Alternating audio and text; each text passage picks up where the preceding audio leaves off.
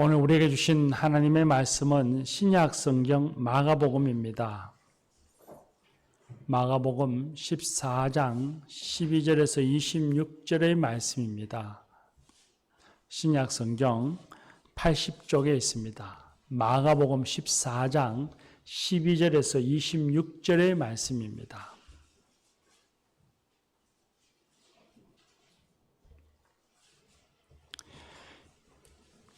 마가복음 14장 12절에서 26절의 말씀, 이제 하나님의 말씀을 경청하시겠습니다. 무교절의 첫날 곧 6월절 양 잡는 날에 제자들이 예수께 여짜오되 우리가 어디로 가서 선생님께서 6월절 음식을 잡수시게 준비하기를 원하시나이까 하매 예수께서 제자 중에 둘을 보내시며 이르시되 성내로 들어가라. 그리하면 물 한 동이를 가지고 가는 사람을 만나리니 그를 따라가서 어연지 그가 들어가는 그 집 주인에게 이르되 선생님의 말씀이 내가 내 제자들과 함께 6월절 음식을 먹을 나의 객실이 어디 있느냐 하시더라 하라. 그리하면 자리를 펴고 준비한 큰 다락방을 보이리니 거기서 우리를 위하여 준비하라 하시니 제자들이 나가 성내로 들어가서 예수께서 하시던 말씀대로 만나 6월절 음식을 준비하니라. 저물매 그 12를 데리시고 가서 다 앉아 먹을 때에 예수께서 이르시되 내가 진실로 너에게 이르노니 너희 중에 한 사람 곧 나와 함께 먹는 자가 나를 팔리라 하신대 그들이 근심하며 하나씩 나는 아니지요 하고 말하기 시작하니 그들에게 이르시되 10 중의 하나 곧 나와 함께 그릇에 손을 넣는 자니라. 인자는 자기에 대하여 기록된 대로 가거니와 인자를 파는 그 사람에게는 화가 있으리로다. 그 사람은 차라리 나지 아니하였더라면 자기에게 좋을 뻔하였느니라 하시니라. 그들이 먹을 때에 예수께서 떡을 가지사 축복하시고 떼어 제자들에게 주시며 이르시되 받으라 이것은 내 몸이니라 하시고 또 잔을 가지사 감사기도 하시고 그들에게 주시니 다 이를 마시매 이르시되 이것은 많은 사람을 위하여 흘리는 나의 피 곧 언약의 피니라. 진실로 내게 이르노니 내가 포도나무에서 난 것을 하나님 나라에서 새 것으로 마시는 날까지 다시 마시지 아니하리라 하시니라. 이에 그들이 찬미하고 감난산으로 가니라. 아멘. 이 말씀으로 하나님이 은혜 주실 줄 믿습니다. 1529년 10월 1일에서 4일 나흘간 루터와 멜랑이톤을 비롯한 독일에 있는 종교개혁자들과 또 스위스에서 독일어를 사용하는 종교개혁자 쭈빙글리와 부처와 같은 스위스 종교개혁자들이 마르부르크라고 하는 독일의 중부 지역에 모였습니다. 1517년 종교개혁이 일어난 지 10년이 지날 즈음엔 로마 카톨릭과의 대항, 싸움에서 개혁의 신앙과 개혁자들이 점점 뒤로 밀려나기 시작했습니다. 싸움은 쉽지 않았고 이제 개혁자들이 뿔뿔이 흩어질 것이 아니라 함께 힘을 합쳐 힘을 모아서 로마 카톨릭과 대항에 싸워야 할 때가 되었습니다. 개혁자들이 모여서 밤을 새워 토론하며 서로의 신앙을 확인했습니다. 그런데 다른 모든 신앙에는 다 동의했습니다. 하나님에 대하여 예수님이 누구신가? 성경이 무엇인가? 성령의 사역은 어떤 것인가? 구원의 은혜는 어떻게 받는 것인가? 세례는 어떤 것인가? 그런 것에 대해서 다 동의해서 14개 조항의 문서를 만들었습니다. 그런데 마지막 15번째에서는 서로 동의할 수가 없었습니다. 일치되지 않았습니다. 일치할 수 없었던 그 마지막 15번째 조항은 성찬에 대한 것이었습니다. 결국 이 15번째 조항 성찬이 일치를 보지 못하여 개혁자들은 힘을 합칠 수가 없었고 흩어졌습니다. 쭈빙글리는 로마 카톨릭과의 전쟁에서 전사했습니다. 우리 생각엔 성찬은 단순히 교회의 예식이고 어찌 보면 비본질적인 것 같은데 그것 때문에 일치를 이루지 못하다니 종교개혁자들이 너무 편협하고 교만했던 것 아닐까 그렇게 비난할지 모르겠습니다. 그러나 그렇게 간단한 문제는 아니었습니다. 성찬은 예수님의 임재의 방식의 문제였고 성찬을 통해서 구원의 은혜를 받을 수 있느냐 없느냐라고 하는 중요한 믿음의 문제였습니다. 우리가 그런 것들을 다 알지 못한다 할지라도 로마 가톨릭과 목숨을 걸고 진리를 위해 싸우던 종교개혁자들이 힘을 합치지 못하고 마지막 그 성찬의 문제에서 헤어질 수밖에 없었다면 성찬이라고 하는 것이 얼마나 중요한 것이었던가를 알려주는 반증일 것입니다. 오늘 우리가 읽은 말씀 중에 22절에서 25절 말씀에 보면 예수님이 제자들과 유월절 마지막 만찬을 하십니다. 흔히 일반적으로 우리가 세상에서는 이 식사의 자리를 최후의 만찬이라고 말합니다. 이 최후의 만찬의 자리는 죽음을 앞에 둔 예수님과 제자들이 이별하는 슬픔의 자리가 아닙니다. 이별의 자리가 아닙니다. 처음 성찬의 자리입니다. 거룩한 식사가, 거룩한 만찬이 처음 이루어지는 모습입니다. 오늘날 교회가 행하는 성찬 예식의 원형입니다. 그리고 이 말씀을 통해서 성찬의 정신, 성찬의 의미, 성찬이 가지고 있는 믿음이 여기에서부터 출발합니다. 오늘날 마찬가지입니다만 고대의 유대인들에겐 오늘날의 유대인들도 마찬가지입니다. 고대 유대인들은 유월절은 이스라엘의 역사 속의 중요한 순간으로 기억하여서 해마다 이루어지는 행하는 연례 만찬이 바로 유월절 식사입니다. 예수님이 오시기 1000년도 더 전에 이스라엘 백성들은 애굽의 바로의 손에 붙잡혀서 노예 생활하는 비참한 생활을 하던 사람들이었습니다.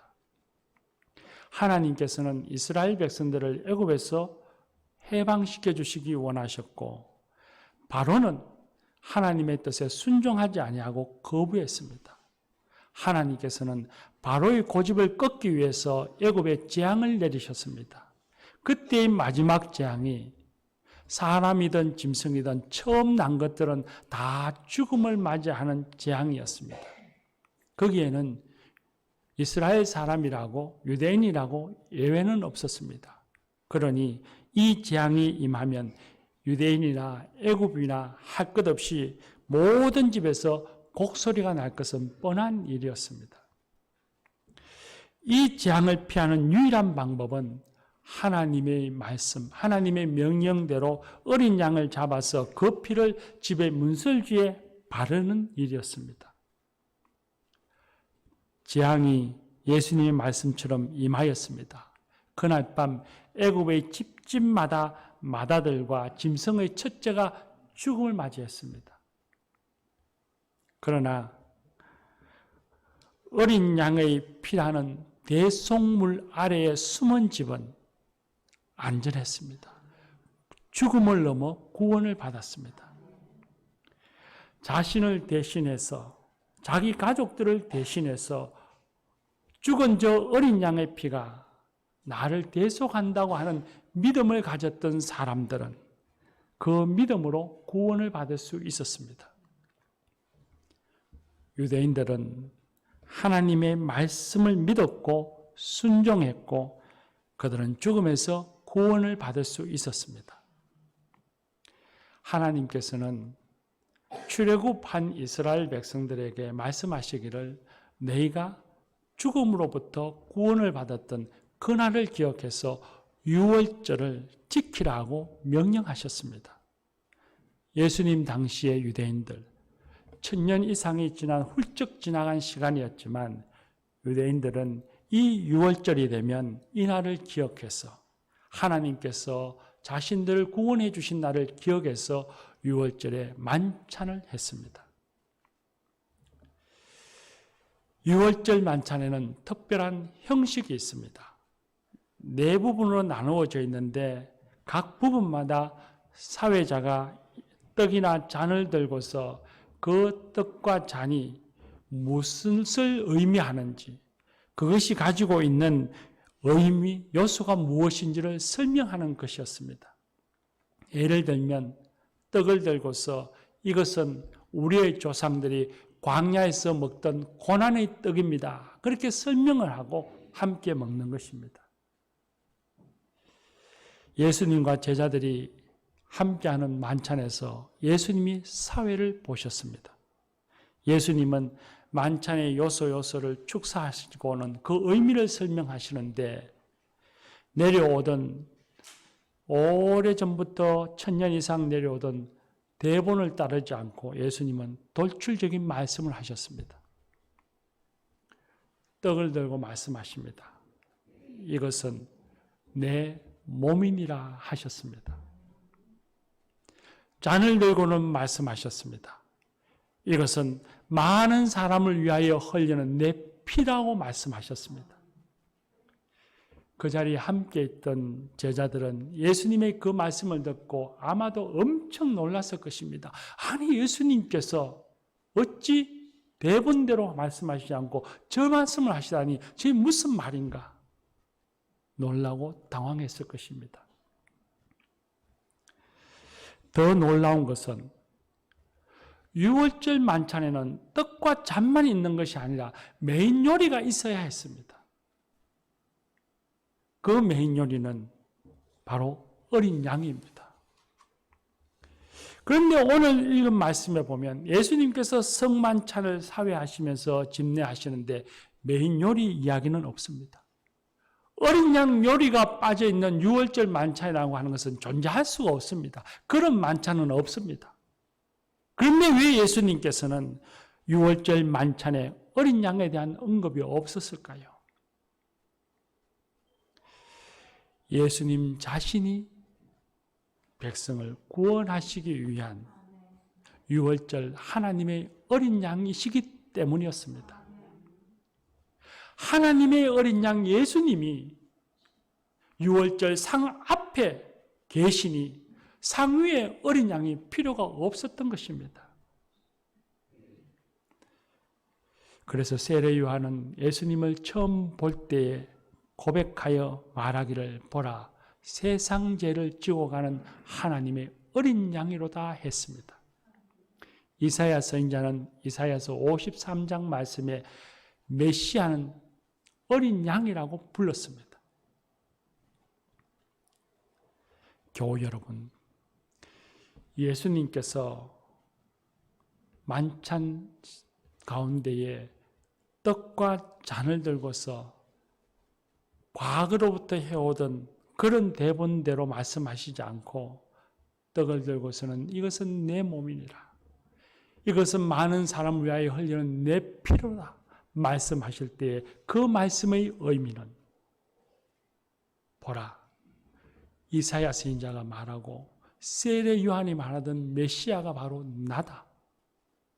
내가 이제는 세상 죄를 짊어질 하나님의 어린 양이로다 하신 말씀이었습니다. 그리고 주님께서는 그 말씀을 통해서 내가 이제는 고난과 죽음을 짊어짐으로써 사람들이 받는 모든 억압과 핍박으로부터 이제는 영원한 출애굽을 이루리라. 사람들이 죽어가는 죄와 죽음에서 갇혀있는 그 고통에서부터 이제는 영원히 구원을 이루리라 하신 말씀이었습니다. 그리고 예수님께서는 제자들에게 말씀하셨습니다. 떡을 받으라, 잔을 마시라 말씀하셨습니다. 내 몸을 먹으라, 내가 흘린 피를 마시라 말씀하셨습니다. 성찬에 참여한다고 하는 것은 주님의 몸에 참여하는 것이요, 주님의 피에 참여하여 함께 주님과 연합하는 것입니다. 그래서 떡을 먹고 잔을 먹는다는 것은 어린 양 예수 그리스도의 대속적인 사랑과 희생이 내게 임한다는 것입니다. 그냥 상징적으로 떡을 먹고 상징적으로 피를 먹는 것이 아니라 예수님께서 나를 위하여 대신 십자가에 죽으신 그 대속적인 사랑과 희생이, 그 주님의 놀라운 은혜가 내게 임한다는 것입니다. 구원의 은혜가 성찬을 통해서 우리에게 임하신다는 것입니다. 그러므로 성찬은 세상 어디에도 없는 거룩하고 은혜로운 것입니다. 세상 어느 곳에서 무엇을 하든지 간에 그 행위 속에 예수님의 대속의 사랑과 희생이 임하는 것이 있습니까? 그런 건 없습니다. 성찬은 그래서 은혜인 것이고 거룩한 것입니다. 또 하나의 이 주의 만찬, 제자들과 함께하는 주의 만찬의 의미가 있습니다. 주의 만찬은 순전히 식사였습니다. 특별히 어떤 의미의 의식이 아니라 식사였고, 유대인들은 이 유월절 식사는 반드시 온 가족이 모이는, 가족과 함께하는 식사였습니다. 그런데 예수님은 유월절 식사를 하시는데 왜 혈육이 아닌 제자들과 함께 식사하셨을까요? 제자들이 예수님의 새로운 가족이었기 때문입니다. 예수님이 유월절 만찬에 제자들과 함께 식사하신 것은 제자들이 이제는 예수님의 가족이었기 때문입니다. 예수님의 형제들이었기 때문이었습니다. 제자들은 이 성찬의 자리에 앉기 전에 누가 더 크냐를 두고 경쟁하며 시기했습니다. 그러나 성찬에 참여함으로써 그 모든 경쟁은 다 사라지고 주님과 함께하는 형제가 되어 하나님 나라를 향해 나아가는 가족이 되었습니다. 제자들은 개성이 강한 사람들이었습니다. 제자들은 저마다 생각과 환경이 다른 사람들이었습니다. 어부가 있었고 세리도 있었고 열심당원이 있어 칼을 휘둘 만한 사람이 있었고 그 시대에 로마의 지배하에서 배움을 가진 지식인도 있었습니다. 그렇게 다양한 사람들이 성찬에 참여함으로 그들은 예수님을 위해 함께 생사를 나누는 사람들이 되었습니다. 그리고 그들은 서로 돕고 격려하고 위로하고 세워주며 살아가는 주님의 형제, 예수님의 가족이 되었습니다. 교우 여러분, 성찬에 참여하는 사람은 주님의 몸과 주님의 피에 참여하는 그 사람은 그가 어떤 사람이든지 간에, 그가 어떤 피부 색깔을 가졌든지, 그가 남자든 여자든, 그가 어떤 정치적인 성향을 가졌든지, 그의 지식과 그의 재산과 소득이 높든지 낮든지 그런 것에 아무 상관없이 성찬에 참여하여 주님 주시는 잔과 떡을 마시고 먹고 마신 사람은, 그 사람은 예수님의 가족이 됩니다. 그곳에 참여한 모든 사람들은 예수님의 가족이 되어 예수님 안에서 하나 되는 은혜를 누립니다. 그러므로 성찬은 하나님의 가족, 하나님 나라의 가족이 되는 감격과 기쁨의 자리입니다. 마지막으로 주의 이 만찬에는 더 아름다운 의미가 하나 있습니다. 주의 만찬은 예수님과 함께할 미래를 맛보는 자리입니다. 성경 말씀에 보면 하나님 나라를 비유하실 때에 큰 잔치로 비유를 많이 하십니다.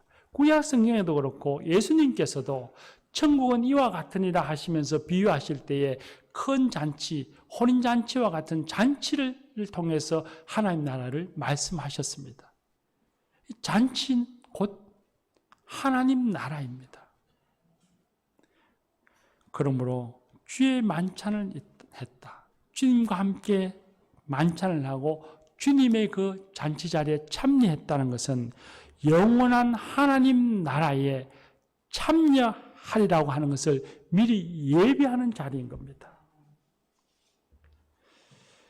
만찬에 참여해서 주님의 몸과 주님의 피에 참여한 사람은 그가 미래에 하나님 나라 천국에 들어가 천국에서 주님과 영원한 만찬을 누리게 될 것입니다. 우리의 소망이 이루어질 것입니다. 놀라운 건 그래서 성찬은 소망과 영광의 자리인 것입니다. 놀라운 것은 오늘 우리가 읽은 말씀 25절 말씀에 보면 예수님께 마지막에 이렇게 말씀하십니다. 진실로 너희에게 이르노니 내가 포도나무에서 난 것을 하나님 나라에서 새 것으로 마시는 날까지 다시 마시지 아니하리라 말씀하십니다. 이 말씀은 예수님의 맹세를 가리키는 겁니다. 예수님이 맹세하신 것입니다. 사도행전 23장에 보면 사도 바울을 죽이려고 하는 사람들이 맹세를 하면서 그를 죽이기 전까지는 내가 마시거나 먹거나 하지 않겠다고 말합니다. 그 말은 결국 내가 죽더라도 이 맹세를 지키겠다는 말입니다. 그러니 예수님께서 내가 하나님 나라에서 새 것을 마시기 전까지 아무것도 먹지 않겠다, 포도주를 마시지 않겠다는 말씀은 결국 예수님께서 이 성찬이 가지는 의미를 반드시 이루시겠다는 약속인 것입니다. 성찬을 통해 구원의 은혜, 천국잔치의 입성, 하나님 나라를 향한 가족과 하나 되어짐을 내가 반드시 이루리라고 하시는 그 맹세를 제자들에게 하신 것입니다. 그리고 오늘 우리들에게도 하신 것입니다. 그러므로 이 성찬이 가지는 주님의 마지막 만찬이 가지는 의미가 그저 단순히 하나의 상징이 아닙니다. 상징이 아니라 주님께서 약속하신 대로 이 성찬에 참여함으로 우리에게 이루어질 것입니다. 이루어지는 은혜인 것입니다. 교우 여러분, 우리 교회도 절기가 되면 성찬식을 합니다. 그 성찬은 가벼운 것도 아니고 교회가 때가 되면 행하는 의례적인 예식도 아닙니다. 우리의 성찬에는 이 초대의 교회 제자들과 함께 하던 처음 성찬처럼 예수님이 육신으로 계시진 않지만 성령님을 통해 예수님이 떡과 잔에 임하십니다. 우리에게 임하십니다. 그러므로 우리가 행하는 성찬식도 상징적이거나 의미만 있는 것이 아니라 그 성찬의 자리에 성령님을 통해 예수님이 임하심으로 그 성찬식은 구원의 은혜를 확정받는 자리요, 미래 천국잔치를 소망하는 자리요, 우리 모두가 주님과 함께 하나님 나라를 향해 가는 가족임을 확인하는 자리인 것입니다. 그렇게 복되고 은혜로운 자리가 바로 성찬의 자리요, 성찬식입니다. 그래서 칼빈은 교회를 향해서 매주일 예배마다 성찬을 하라고 권고했습니다. 그러나 매주일의 성찬이 혹 우리의 심령에 우리가 타성에 젖어 형식만 남는, 아무런 의미와 기쁨 없이 형식만 남을 것을 걱정한 교회가 특별한 날에만 행하고 있습니다. 지금은 코로나로 인해 그마저도 하지 못하고 있으니 참 가슴 아픈 일입니다. 그러나 곧 다시 거룩한 하나님의 성찬이 이 공동체, 이 교회 안에서 행하여질 것입니다. 사랑하는 교우 여러분, 성찬의 은혜를 갈망하고 성찬을 기뻐하고 성찬에 믿음으로 참여하는 성도들이 되십시다. 이처럼 거룩하고 은혜로운 성찬에, 주의 만찬에 참여하는 제자들, 과연 그들은 무엇을 행하였기에, 어떻게 행동했기에 이 거룩하고 복된 자리에 참여할 수 있었을까요? 제자들은 예수님이 죽음의 길을 걸어가고 있고 십자가의 길을 걸어간다는데도 그 의미를 도대체 헤아리지 못한 사람들이었습니다. 그리고 예수님께서 붙잡힐 때는 다 예수님 두고 뿔뿔이 도망간 사람들입니다. 한마디로 말하면 어리석고 무지한 사람들이요, 신의가 없는 배신자들입니다. 그런데 이 제자들이 도대체 무엇을 했기에 주님께서 마련해 두신 이 거룩하고 은혜로운 주의 만찬에 참여하여 복을 누릴 수 있었을까요? 우리가 읽은 성경 말씀 12절에서 21절 말씀을 읽으며 자세히 살펴보면 이 제자들이 뭘 대단히 동분서주하는 것 같지만 그들은 아무것도 한 것이 없습니다. 넓은 의미로 보면 예수님이 택하여 그냥 불러서 자리에 앉혀주었으니 다 주님의 은혜요. 전적인 은혜요. 6월절 만찬에 그 자리만 두고 볼 때에도 제자들이 뭘 대단히 준비하는 것처럼 동분서주하는 것 같지만 그 거룩한 자리를 예비하고 마련하신 분은 예수님이십니다. 예수님께서 마련하셔서 저 사람 따라가보라. 저가 주는 것을 음식을 마련해라. 차려라. 이거밖에는 한 거 없습니다. 모든 것이 다 예수님이 준비하셨고 제자들은 예수님이 하라 하시니 그저 해놓은 것밖에 없습니다. 성찬의 자리에 앉기까지 제자들이 한 것이 하나 있습니다. 그건 예수님께 묻는 것입니다. 성경 말씀을 읽어보면 제자들은 예수님께 묻습니다. 예수님, 6월절 식사를 하기 위해 어디로 갈까요? 예수님, 6월절 식사를 위해 무엇을 준비하기를 원하십니까? 심지어는 예수님께서 식사 중에 나를 파는 자가 있으리라 하시니 이 제자들이 나는 아니지요. 그러면서 다 예수님께 물었습니다. 그렇게 묻기만 하였는데 예수님은 그 제자들을 무지하고 배신할 제자들을 그들을 그 복되고 거룩한 은혜의 자리에 있게 해 주셨습니다. 그리고 그 복을 누리게 해 주셨습니다. 묻는다는 것이 무엇입니까? 묻는다는 것이 어떤 의미를 갖고 있습니까? 학생이 선생님에게 묻습니다. 묻는다는 것은 학생이 선생님을 선생님으로 인정한다는 것입니다. 묻는다는 것은 선생님, 나는 알지 못하고 나는 능력이 없으니 선생님이 나를 가르쳐 주시고 인도해 주십시오라고 하는 의지하는 마음, 겸손의 마음이 거기에 담겨져 있습니다. 제자들이 예수님께 묻습니다. 예수님은 우리의 주와 그리스도가 되십니다.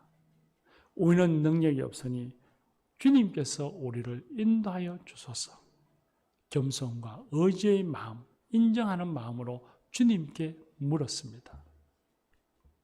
교우 여러분, 우리가 꼭 성찬식에만이 아니라 일상 속에서 우리가 삶을 살아가는 자리에서 주님과 함께 먹고 마시는 성찬의 그 은혜에, 주의 만찬에 참여하며 살아야 되지 않겠습니까? 그 만찬에 참여하기 위해서 우리가 무엇을 해야 되겠습니까? 우리가 행해야 할 것은 아무것도 없습니다. 살다 보면 어디로 가야 할지 알 바를 몰라 방황하고 무엇을 해야 할지 몰라 근심할 때가 있습니다. 또한 살다 보면 죄악과 맞닥뜨려서 바른 길을 걸어가야 할지 내 이익이 되는 길을 선택해야 할지 고민할 때도 있습니다. 살다 보면 공고한 날이 찾아오고 힘들고 어려운 날이 찾아와서 신음할 때도 있습니다. 또 그저 평범한 날, 먹고 자고 일어서 일하는 모든 날이 평범한 그런 몇 날의 시간도 우리는 갖고 있습니다. 그럴 때마다 우리가 주님을 떠나는 것이 아니라 주님께 나와 겸손히 물어야 합니다. 주님, 내가 어디로 가리까? 주님, 내가 어떻게 하기를 원하십니까? 주님, 내가 무엇을 하기를 원하십니까? 평범한 일상의 날들 속에 주님, 내가 주님을 따라갈 수 있겠습니까? 내가 주님을 닮을 수 있겠습니까? 주님께 물어야 합니다.